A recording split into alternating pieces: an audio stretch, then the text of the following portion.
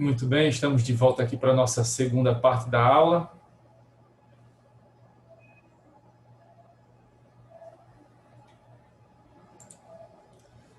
Hoje, como é a última aula da prova, excepcionalmente, se for necessário, usarei todo o tempo regulamentado da aula até as 10h10. Né?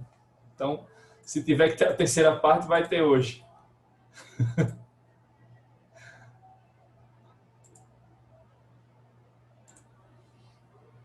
Temos alguns pontos aqui a ser destacados, né?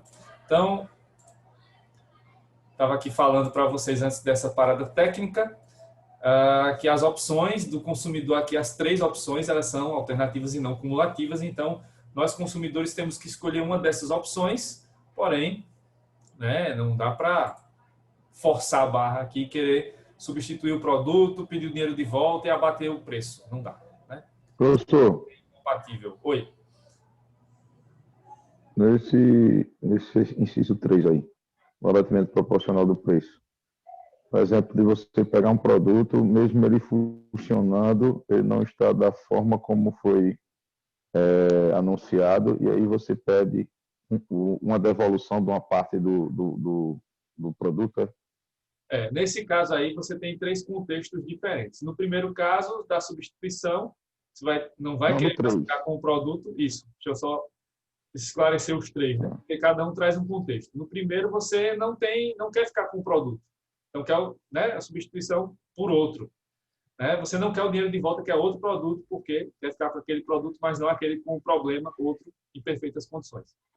No segundo caso, você não quer mais o produto, você quer só o dinheiro de volta. Aí seria esse caso. E no terceiro, você quer o produto, né? E quer, inclusive, ficar com o que está daquele jeito, só que ele vai ter redução de valor. Então, se você pensa, olha, ainda dá para usá-lo, mesmo com problema, eu vou ficar com ele, eu gostei dele. Né? Mas como ele não está funcionando adequadamente, ou tem algum problema, né, que impede que ele, né, seja exercido ali, seja usado em sua plenitude, então você pede o abatimento do preço. Né? Que seja um abatimento proporcional justamente a esse prejuízo que você está tendo. Então, geralmente, no abatimento, a situação aqui, fática, seria essa. Você quer ficar com o produto ainda, né? Mas esse produto já não tem aquele valor que você adquiriu. Então, você vai pedir aí o abatimento. Mas eu falando no caso de você já ter pago. Isso. E acontece isso, que você quer ficar com o produto, e Aí a empresa realmente vai te devolver o valor. Então, por exemplo, proporcional, né? se você pagou R$ 2.000 no celular, o problema do celular não é um problema que vai fazer com que ele fique totalmente inutilizado. Ele ainda serve para alguma coisa, você Inoperante. quer ficar com ele. Mas ele não vai valer mais 2.000. Né? Ele vai valer, por exemplo, 1.500. Aí então você diz, olha, eu posso até ficar com o produto, mas eu quero o abatimento. Então, eu quero aí pelo menos R$ 500 de volta. Né? Aí a empresa te devolve Isso, R$ 500. devolução. Isso, Pronto, se existe essa devolução, essa possibilidade de devolução, ok. A isso, dúvida era essa. isso. Tranquilo, É obrigado. possível devolver. Inclusive, vai ser possível devolver em outros momentos também que a gente vai ver agora, na sequência, né? Porque tem Tá bom, outra obrigado. situação. De nada. Então, aqui, só esclarecendo, né? Então, segundo... Professor, Oi? nesse caso do abatimento do preço, se encaixaria também naqueles de mostruário que está com algum defeito e tal? Sim, Produtos de mostruário? sim. Mas aí, no caso, você já tem conhecimento, né, daquela situação, certo? Aqui seria, no caso de se manifestar o vício, né? No momento em que você está comprando ou no momento depois, que a gente vai ver o vício oculto, né? Depois que foi feita a compra. No caso, aí você já sabe previamente que há o vício antes de comprar. Então, a loja já tem que mostrar, né? Já tem até, inclusive, uma partezinha lá. Produtos com avaria, produtos com pequenos defeitos. Aí você já Sim, sabe. sim. É um pouco diferente aí, mas, de qualquer forma, logicamente, vai ter que haver, já na negociação inicial mesmo da compra e da venda, esse abatimento. Né? Aqui, no caso, seria depois. Depois você percebeu, no momento da compra, logo depois, ou algum tempo depois, que houve o vício. E no caso que você mencionou agora, seria antes. Né? Mas, mesmo assim, vai existir também, nesse caso, um compromisso com o abatimento. Só que aí, nesse caso, já é o próprio fornecedor que se adianta e faz o abatimento. Ah, entendi. Certo? seguindo, e continuando aqui nessa questão dos incisos. No caso do inciso primeiro, da substituição, voltando aqui, né? Substituição por outro produto da mesma espécie. O Risato Nunes, ele observa que, na verdade, o inciso 1 ele afirmou menos do que deveria. Porque aqui, a ideia do inciso 1 é da substituição de um produto que estava com problema por outro exatamente idêntico a ele, sem o problema. Então, aqui seria o ideal que fosse feita uma leitura mais ampla, né? Uma leitura mais abrangente para dizer, olha, extensiva, né? Que aqui, na verdade, é a substituição do produto por outro, da mesma marca, modelo e espécie. Né? Por exemplo, o exemplo que eu citei aqui, que eu acertei primeiro e errei depois, algumas aulas atrás. O iPhone 11, né? Então, você tem o iPhone 11, comprou, deu problema. Então, se você vai solicitar a solução aqui do inciso 1, então tem que ser um iPhone 11 sem o problema. Exatamente igual. Né? Essa é a solução do inciso primeiro. Mas vocês sabem muito bem, todos nós sabemos, que algumas vezes os produtos ficam esgotados. Não tem mais no estoque. Né? Ou saiu de linha. Né? Você comprou lá e logo já sai, estou supondo aqui que não saiu ainda, lógico, o iPhone 12, o iPhone 13. E aí, como fazer? Né? Aí, nesse caso, não dá para usar a solução do inciso primeiro, mas o próprio código estabelece outra solução. Então, se não houver outro produto igual ao viciado, da mesma marca, modelo e espécie, aí vamos usar o parágrafo 4º do artigo 18, que vai determinar o seguinte: tendo o consumidor optado pela alternativa do inciso 1 do parágrafo 1º deste artigo, e não sendo possível a substituição do bem, poderá haver substituição por outro de espécie, marca ou modelo diversos, mediante complementação ou restituição de eventual diferença do preço, sem prejuízo do disposto nos incisos 2 e 3 do parágrafo 1º do artigo. Aqui o que acontece é o seguinte: você comprou o iPhone 11 e ele deu problema. Você vai na loja e não tem mais o iPhone 11, não tem mais no estoque, ou simplesmente ele saiu de linha. Foi lançado outro, o iPhone 12, vamos supor. E o que fazer então? Aí o fornecedor vai te dar opções, né? Que seriam, por exemplo, não tenho mais o iPhone 11, você pode adquirir o 12. Só que vamos supor, estou supondo, não sei o valor, vamos supor, o iPhone 11 seria R$5.000 e o iPhone 12, R$7.000.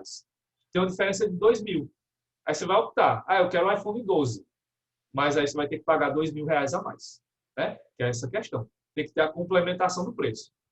Não pode ser pelo mesmo valor, né? Que é outra marca ou outro modelo, então muda. Se muda, pode mudar o valor também, tanto para mais quanto para menos. Então, nesse primeiro exemplo, seria um modelo melhor, né? Mais caro, então você teria que complementar o valor. Pagou R$5.000 pelo primeiro, agora vai pagar R$2.000 a mais, né? Para complementar os R$7.000 ali.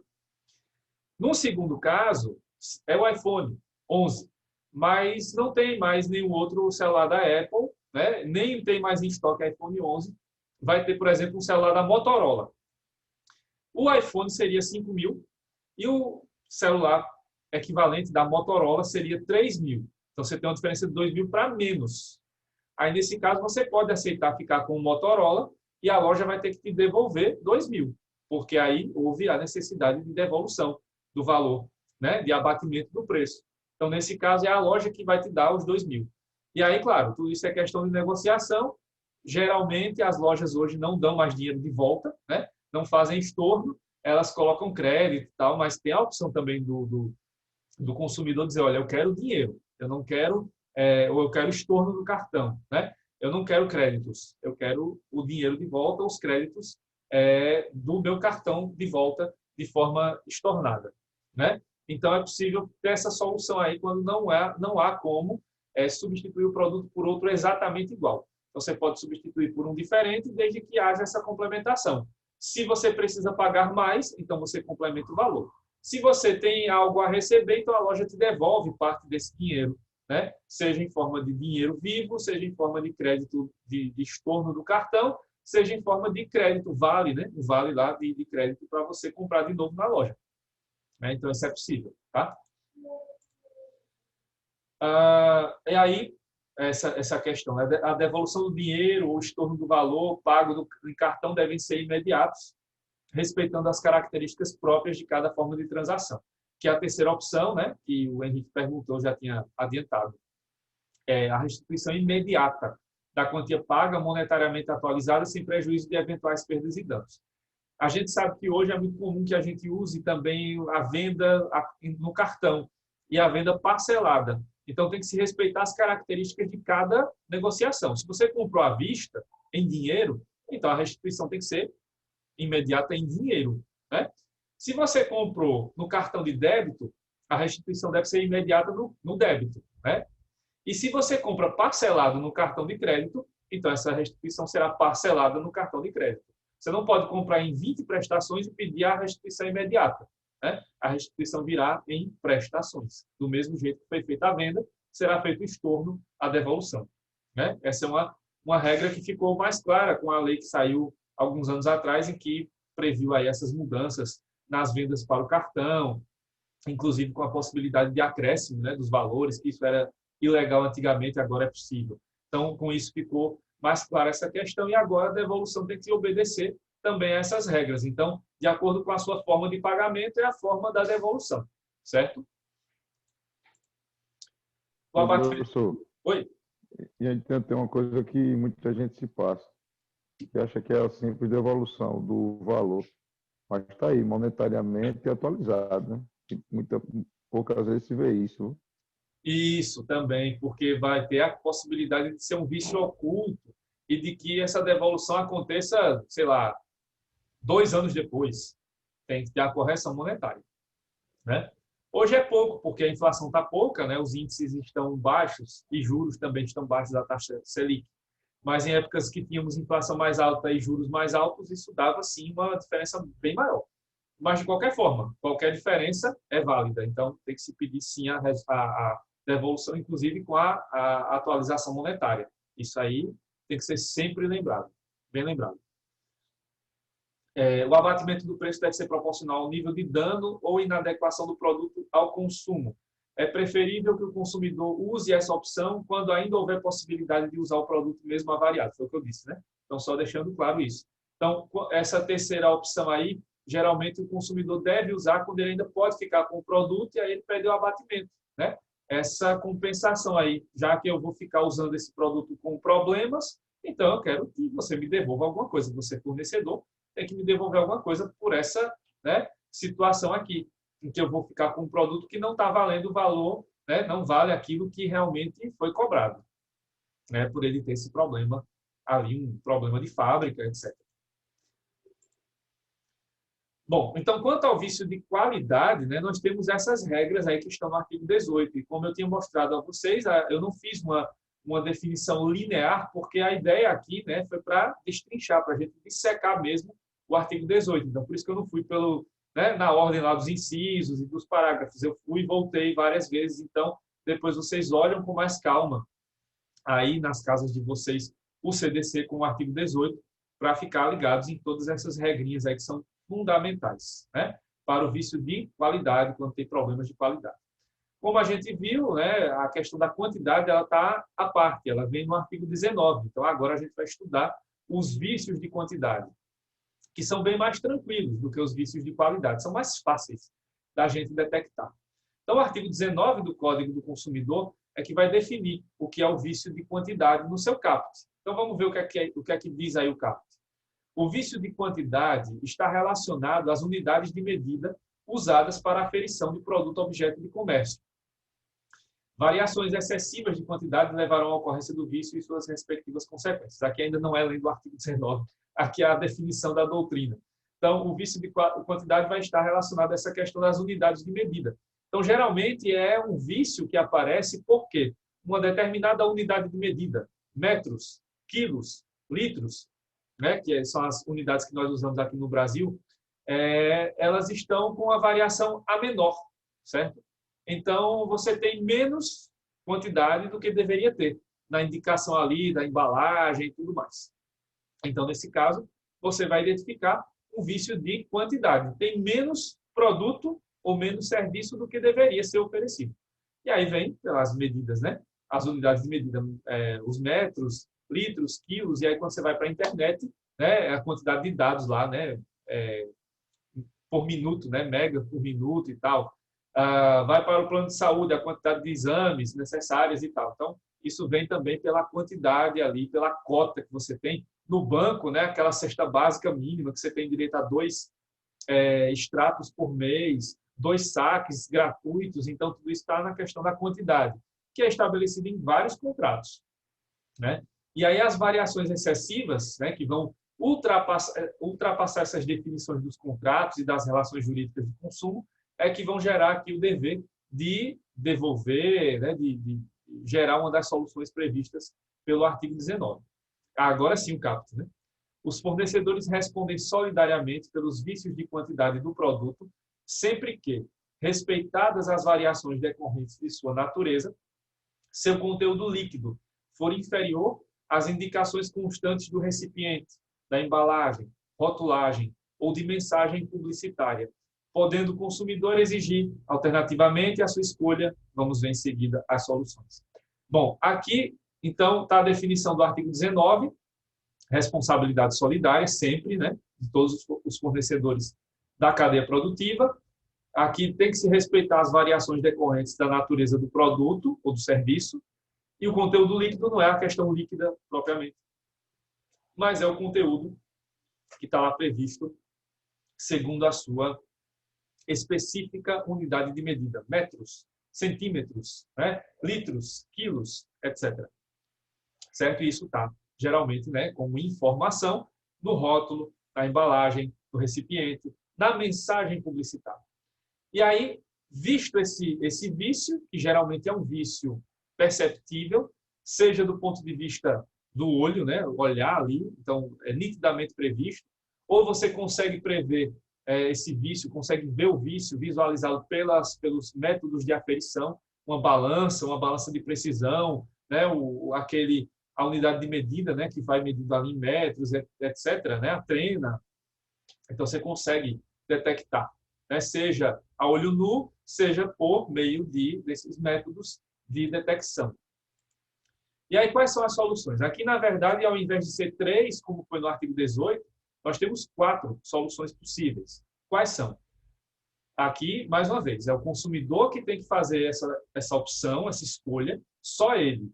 E aí ele tem que escolher um deles. Então, é a alternativa, só uma das soluções possíveis. Primeiro, abatimento proporcional do preço. Segundo, complementação do peso ou medida.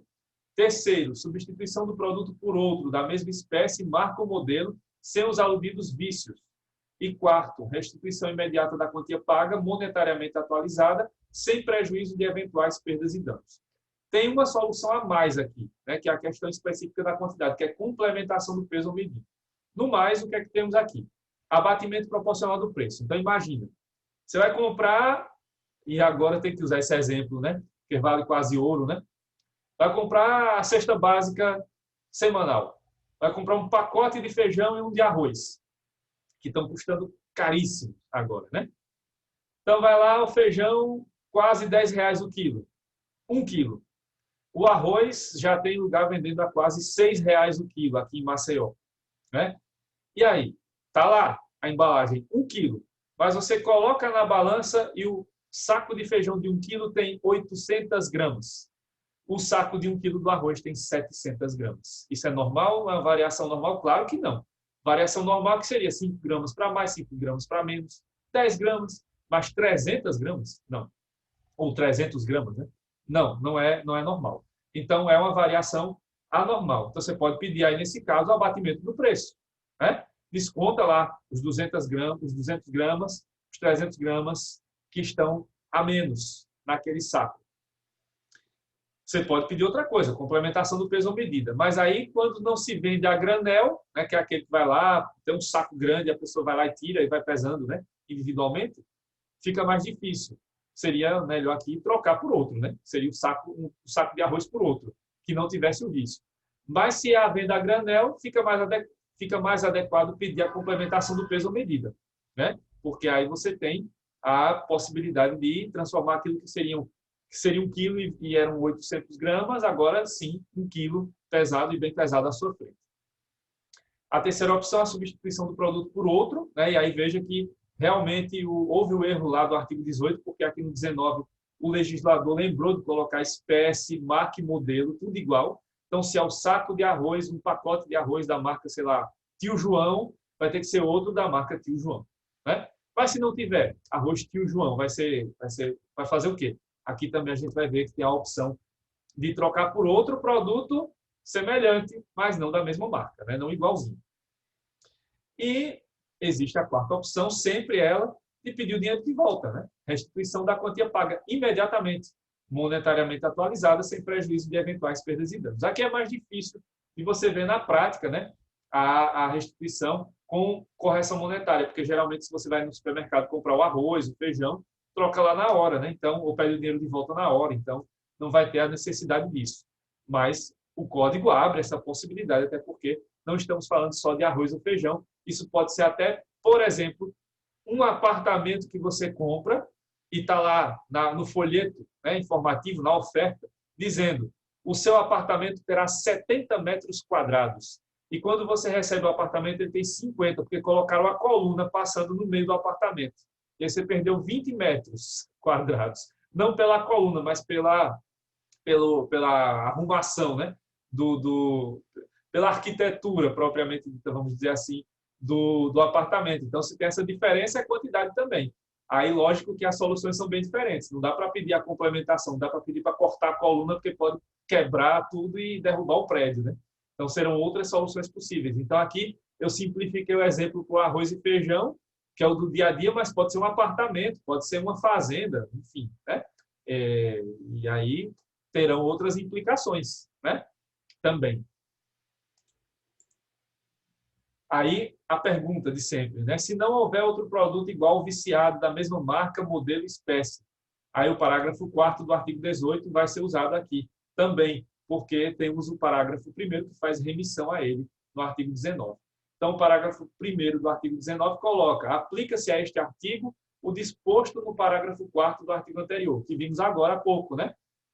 Que trata da questão. Se não é possível substituir o bem por outro idêntico, então você pode substituir por outro parecido, desde que seja feita a complementação, ou devolve-se um pedaço do dinheiro, né? Você abate um pouco do dinheiro. Então, se é o arroz lá, sei lá, Tio João, que é R$6 o quilo, mas não tem mais dele, tem uma Emoções que é R$5,50, então devolve 50 centavos. Se é o apartamento de 70 metros quadrados que só tem 50, vão te oferecer outro, né? Outro apartamento. E se esse apartamento teria 50 metros quadrados e seria mais barato e não tinha coluna lá para acabar com a sua, né, organização da casa, então tem a possibilidade do abatimento do preço também, né? Então, a alusão deve ser adaptada, claro, para que sejam usadas as opções dos incisos do artigo 19, já que aqui se trata de vício de quantidade. Então, se for necessário também complementar o peso e tudo mais, também vai ser possível fazer essa combinação aqui. Aí vem a responsabilidade subsidiária, que eu já tinha falado para vocês que ela é exceção à regra. Aqui a regra, inclusive está no caput do artigo 19, é responsabilidade solidária. Mas existe uma situação aqui em que a responsabilidade é subsidiária. Portanto, vai ter outro tratamento, né? Isso está previsto no artigo 19, parágrafo 2º, que determina: o fornecedor imediato será responsável quando fizer a pesagem ou a medição e o instrumento utilizado não estiver aferido segundo os padrões oficiais. Aí é o caso, né, do comerciante, que é o fornecedor imediato. Então, o comerciante aqui será responsável direto pelo dano, né, pelo vício. E aí isso vem por conta da questão do instrumento utilizado que não está aferido segundo os padrões oficiais, que não é só a questão do instrumento que não está aferido. Aí eu uso o exemplo do feirante, né, do comerciante que está lá vendendo o produto na feira. E aí ele tem uma balança para pesar, né, para aferir ali o peso dos produtos que ele está vendendo. E aí, o que é que pode acontecer nesses casos específicos da responsabilidade do comerciante? Pode acontecer do comerciante ter, aqui, claro, comerciante mal intencionado, porque a grande maioria não está mal intencionado. Então, no caso de um comerciante mal intencionado, ele pode fazer uma manipulação na balança. As balanças antigas, aquelas que tinham peso, né, que não eram eletrônicas, elas tinham uma forma de manipulação do próprio peso, né, dos pezinhos que eram usados. Aqueles pesos eram feitos de uma maneira que não tinha lá 1 quilo, né? Certinho. Ou o recipiente que era usado para pegar o feijão, o arroz, o milho, não tinha 1 quilo, né? Ele tinha menos. Então, na hora de pesar, sempre dava um prejuízo lá para o consumidor. Hoje, com as balanças eletrônicas, é mais difícil de ter esse tipo de adulteração tão, né, que era tão rudimentar. Hoje, as adulterações são diferentes. E aí elas podem acontecer na própria questão da tara, né, da balança, que é feita lá no início, né, do dia. Então, tem que fazer o processo de tara da balança, para a balança ficar lá pesando direitinho. Tem a questão também da possibilidade de manipulação por ímãs e outras coisas, né, que dá para manipular por ali. Tem os métodos ilícitos que são usados para manipular o peso.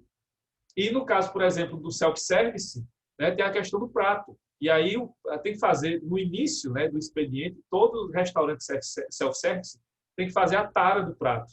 E aí aquele prato, por exemplo, pesa 700 gramas, ele tem que ser colocado lá, vai se fazer a tara, né, que é determinar lá o peso zero, que é de acordo com aquele prato padrão das 700 gramas. E a partir dali, então, o consumidor vai pagar pela comida, não pelo prato, né, pela porcelana, pela louça, né?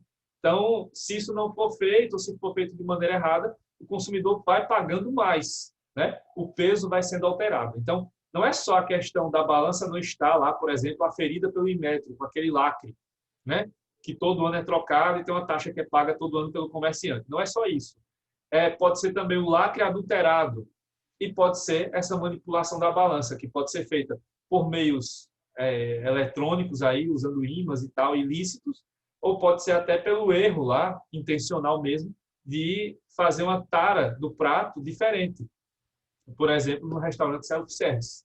Então, nesse caso, é o comerciante, o fornecedor imediato, que é o responsável único, direto, né? E como a responsabilidade é subsidiária, então vai ter uma responsabilidade indireta, que acontece quando? E aí, nestes casos, o fornecedor imediato, o comerciante, é o responsável principal. E somente em caso de impossibilidade de arcar com a indenização ou com a solução para o problema é que deverá ser acionado o fornecedor imediato, o produtor ou o fabricante. Mas isso não acontece tanto, porque geralmente é o próprio comerciante que vai ter que resolver o problema. Até porque, muitas vezes aqui, esse erro, né, é intencional. É o próprio comerciante que está fazendo isso para ganhar mais dinheiro. Então, muitas vezes, não vai ter nem como se confirmar responsabilidade do produtor ou fabricante. Mas ele vem como responsável subsidiário, já que é possível isso em caso de impossibilidade de arcar, né, do comerciante, do fornecedor imediato, arcar com essas responsabilidades. Então, aqui não é responsabilidade subsidiária. Deu um problema lá no self-service, né, estão pesando o valor da comida a mais, né, do que deveria, aí você não vai procurar o fornecedor das verduras, o fornecedor da carne, é o próprio dono do restaurante que vai arcar com essa responsabilidade, né? Pelo menos de maneira direta e inicial. Certo, gente? Até aqui, alguma dúvida sobre o vício de quantidade? Ele é mais tranquilo do que o de qualidade e envolve mais essas questões realmente de diferenças perceptíveis, seja a olho nu, seja por instrumentos de aferição, padrões, né? Não precisa ser nenhum instrumento, né, estrambólico aí para ser usado para fazer essa diferenciação, certo?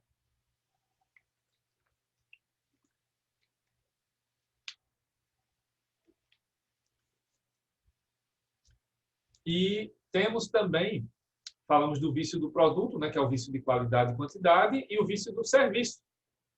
E também temos na doutrina a distinção vício de qualidade e vício de quantidade do serviço. A qualidade do serviço, e a quantidade. Por exemplo, se se fala de internet, a boa qualidade da internet, né? Uma internet que não caia toda hora, né? Uma internet estável. Se é quantidade, aí é a quantidade de dados, né? Se eu contratei uma internet de 20 megas, então eu quero ter 20 megas de velocidade. Eu não quero ter 2 megas. E aí entra aquela questão da Anatel, que tinha, anos atrás, uma determinação de só 10% da internet. Era uma regra que tinha, a empresa só está comprometida a garantir 10%. De 10% para frente, não é tão obrigatório assim. Aí, o que era algo facultativo virou obrigatório e as empresas, quando você ligava, a minha internet é 2 megas, só está funcionando 200K. então não interessa, porque eu estou fornecendo os 10% que a Anatel me permite aqui. Aí isso foi aumentando para 30, 50, hoje são 80, né? Então, 80% aí é o mínimo garantido para, né, você ter uma internet minimamente digna, né? 80% do valor contratado, mas a ideia é ter sempre o 100%, claro, né? Mas as empresas, de vez em quando, ainda usam esse argumento. A Anatel me dá o direito de só te fornecer 80% da internet, né? Isso também acaba contrariando aí a questão de quantidade de dados que foi contratada, né? Bom, apesar de haver essas distinções aqui, o Código do Consumidor não se preocupou tanto em fazer essa distinção. Então, o artigo 20, como a gente vai ver, ele trata indistintamente do vício de qualidade e de quantidade. Então, a gente vai ver os dois juntos aqui, né? E isso faz com que, por exemplo, o Risato Nunes entenda que seja melhor, por analogia, né, aplicar o artigo 19 do vício de quantidade para a internet também, né? Nos casos de vício de serviço em relação à quantidade. Mas isso não é uma posição majoritária. Então, a gente vai costumar ver em julgados, né, dos tribunais, usar o artigo 20 mesmo. E aí, quando é necessário complementar alguma coisa, vai se buscar o 19, mas não se usa o 19 como regra. Aqui vai se usar mesmo o artigo 20, certo? No caput do artigo 20, a gente vê essa não preocupação em distinguir o que é vício de qualidade ou quantidade. Então, no caput está determinando o seguinte: o fornecedor de serviços responde pelos vícios de qualidade que os tornem impróprios ao consumo ou lhes diminuam o valor, assim como por aqueles decorrentes da disparidade com as indicações constantes da oferta ou mensagem publicitária, podendo o consumidor exigir, alternativamente, a sua escolha. Aí, veja, na primeira parte está o vício de qualidade definido e na segunda, o de quantidade. Não houve distinção aqui, ao contrário do que aconteceu lá no vício do produto. E quais são as alternativas para o consumidor? Vamos ver na sequência. Antes, né, o artigo 20 também coloca serviços impróprios, mas não define o que seja. Então, a gente tem que procurar a definição do parágrafo 2º do artigo 20, que determina: são impróprios os serviços que se mostrem inadequados para os fins que razoavelmente deles se esperam, bem como aqueles que não atendam às normas regulamentares de prestabilidade. É uma definição aberta, né? Então, fins se mostram inadequados para os fins que se esperam, então é algo aberto, né? Mais fechada é essa ideia do não atendimento a normas regulamentares de prestabilidade, como, por exemplo, essa que eu mencionei aqui, da obrigatoriedade de fornecer pelo menos 80% da velocidade de internet contratada. Então, se estão oferecendo 50%, 40%, está sendo impróprio esse serviço, né, quanto à questão da quantidade. E pode ser também em relação à qualidade, de uma internet que está caindo toda hora, né? Ou a energia que fica dando blackouts aí constantes. Tem também uma cota mínima, né, para que a companhia de energia elétrica forneça aquele serviço de energia constantemente, né, sem quedas de energia, sem quedas no fornecimento. Aí as opções são 3 aqui também, né? Quais são elas? Primeiro, a reexecução dos serviços sem custo adicional e quando cabível. Também questões de escolha do consumidor, alternativas. O consumidor escolhe uma das 3 opções. Segundo, a restituição imediata da quantia paga monetariamente atualizada sem prejuízo de eventuais perdas e danos, devolução do dinheiro. E o terceiro, o abatimento proporcional do preço, que vai aí de acordo com a quantidade ou a qualidade que não foi oferecida devidamente. Tá? Bom, aí vem essa questão, né? Porque coloca-se reexecução dos serviços. A quem cabe reexecutar os serviços? O parágrafo 1º do artigo 20 vai responder a esse questionamento, determinando: a reexecução dos serviços poderá ser confiada a terceiros devidamente capacitados, por conta e risco do fornecedor. Aqui, a gente tem uma adaptação lá daquele artigo das obrigações do Código Civil, né? Que é o devedor que tem a obrigação de reexecutar os serviços. Ou melhor, o devedor que vai reexecutar as suas custas. Então, aqui, a reexecução dos serviços é confiada a terceiros, pode ser, né? Mas a quem cabe, né, a responsabilidade por arcar com essa despesa? O fornecedor, né? É ele quem tem essa obrigação de arcar com a reexecução dos serviços. O consumidor não tem essa obrigação. Aí uma pergunta que foi feita, acho que na aula passada, eu não lembro quem fez, que perguntou que tipo de peças, né? Só pode se usar peças novas e tal. Então, quais peças podem ser usadas na reparação dos serviços? Aí a gente vai para o artigo 21, que determina o que vai ser dito agora por mim na sequência.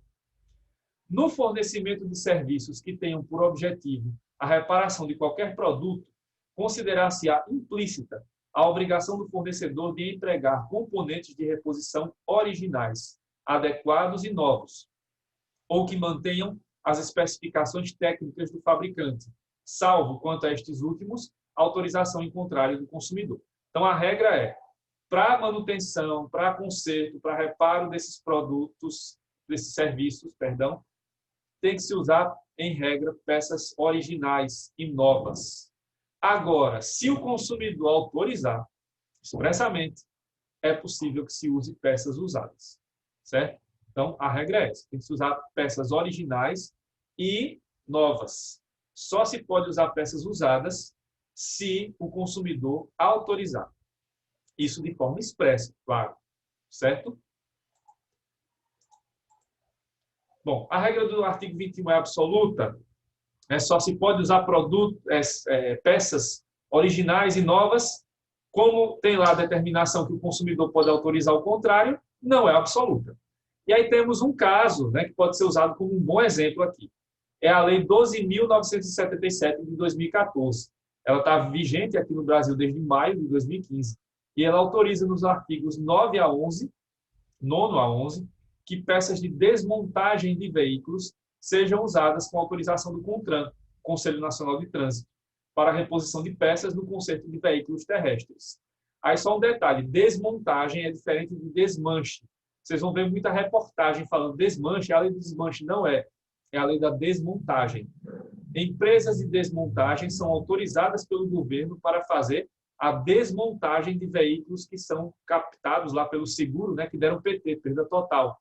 Então, elas desmontam, autorizadas pela lei, certo? Desmanche é aquela atuação ilícita, né, dos desmanches de carro. Pessoas roubam carros e levam para o desmanche para desmanchar a peça e vender. Aqui é diferente, a desmontagem é autorizada pela lei e o desmanche é proibido, certo? Mesmo você vendo a reportagem jornalística dizendo é a lei do desmanche, o jornalista não tem o conhecimento de direito técnico, né? Então, acabam confundindo. Então, a gente aqui no direito não pode confundir. Desmontagem é o que a lei prevê, desmanche é contra a lei, é crime, certo? O artigo 9º determina dessa lei, realizada a desmontagem do veículo, a empresa de desmontagem deverá, em até 5 dias úteis, registrar no banco de dados de que trata o artigo 11 as peças ou conjuntos de peças que serão destinados à reutilização, inserindo no banco de dados todas as informações cadastrais exigidas pelo contrato. No artigo 10, somente poderão ser destinadas à reposição peças ou conjunto de peças usadas que atendam a exigências técnicas necessárias para a sua reutilização nos termos das normas do contrato. E aí o artigo 11 fica criado o Banco de Dados Nacional de Informações de Veículos Desmontados e das atividades exercidas pelos empresários individuais ou sociedades empresárias, na forma desta lei, no qual serão registrados as peças ou conjuntos de peças destinados à reposição e as partes destinadas à sucata ou outra destinação final. E aí, em 2019, no ano passado, né, a SUSEP, né, que é a Superintendência de Seguros Privados, autorizou as seguradoras a utilizar peças usadas e genéricas para o reparo de veículos, né, que estão no seguro. A utilização de peças genéricas e usadas vale apenas para sinistros parciais e que não envolvam itens de segurança, ou seja, o custo das seguradoras com danos totais não deve ser influenciado, jogando contra uma possível diminuição no preço das apólices. Me aguardem que eu volto em seguida para os 10 minutos finais para a gente finalizar esse assunto, tá? Já volto.